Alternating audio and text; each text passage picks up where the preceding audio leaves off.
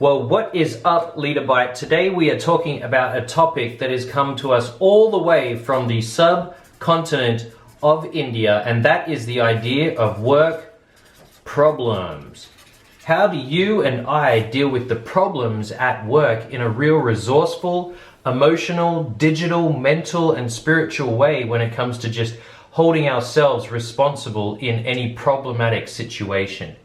So think about this, because this not only could be a work problem, this could be a life problem for you and I every single morning when we drive into work, for those of us that drive to work. So pretend right now I am a very cool sketch artist, and they actually look like spectacles, but I'm trying to draw an automobile that looks like something that levitates out of a Flintstone cartoon, okay, or old school 1920s TV.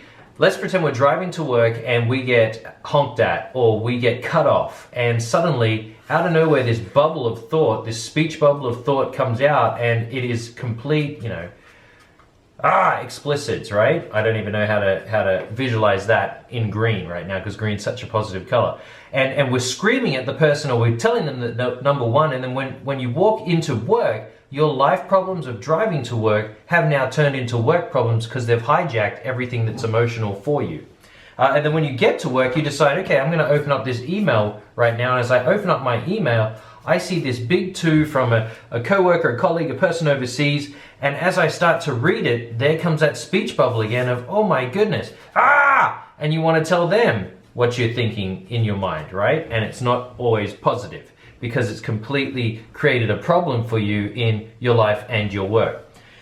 Then it could be the person that's, sitting down the hall from you. The person that's sitting down the hall doesn't understand the morning that you've had, and they've walked up to you, and as you look at them and they tell you this, it just gets you madder and madder and madder and madder, and you are not impressed as you start your work, and because you've got a lot of work problems that are coming at you left, right, and center. And we've always been told, since we were young kids, and now that we're adults probably too, that we need to be big in situations. In fact, we need to try and be the bigger person when it comes to dealing with our problems. Take the high road, and it's ironic that we have a car here. Take this road that is higher than the person that's creating this problem, or this person that's creating this conflict with you. And it takes me back to a scale that I've always thought of, and that we've always used in our family and in our workplace when it comes to talking about problems and your resourcefulness.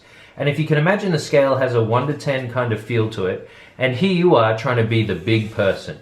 And I don't mean obese, I just mean being the bigger person in a situation, because you're standing tall when all of these problems are coming with you, okay? So here I am standing tall with my big smile on, and the problem that comes at me, let's pretend it's somebody swore at me in the car. That problem right here sits on probably a scale of 1 for me, because yes, it's 1 and it's done and it's over. And if I was this big, I would let that problem be pretty big in my view of sight, right? This problem that would really come to most people as a 1 on a scale of life problems. If I'm a small person, I see that as a massive problem in my life, and it could hijack, like I said, your entire day.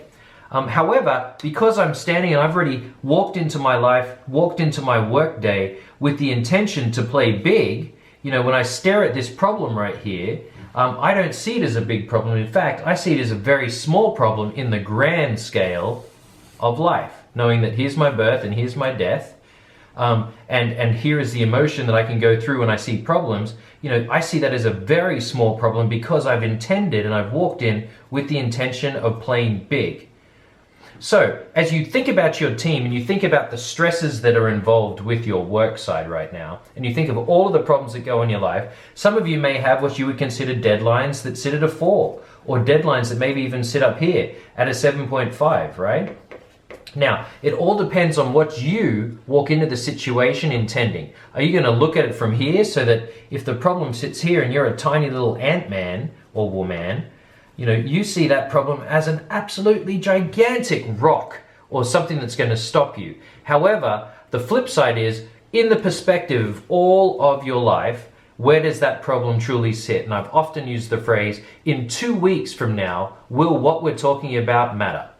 Will the anger that I feel right now in 2 weeks really matter? And so how can you be more humble? How can you be more forgiving of the little mistakes, of the little problems that occur throughout your week? What are you going to do now as a manager to walk back in on your team and say, okay, in the perspective of all of this year, this calendar or year or month that we're working on this project, is this stress going to matter at the end of the month? Is this conflict, if not resolved, going to matter at the end of the month? Possibly, possibly not. And that's something great, and a great conversation that you can start to have as you measure what work problems and how big you're intending to be with your character and with your emotional competence as you step back into your team. Something interesting to take up there with your team this week, and we hope it's something you can chew on, and we look forward to seeing you next week on LeaderBite. Cheers.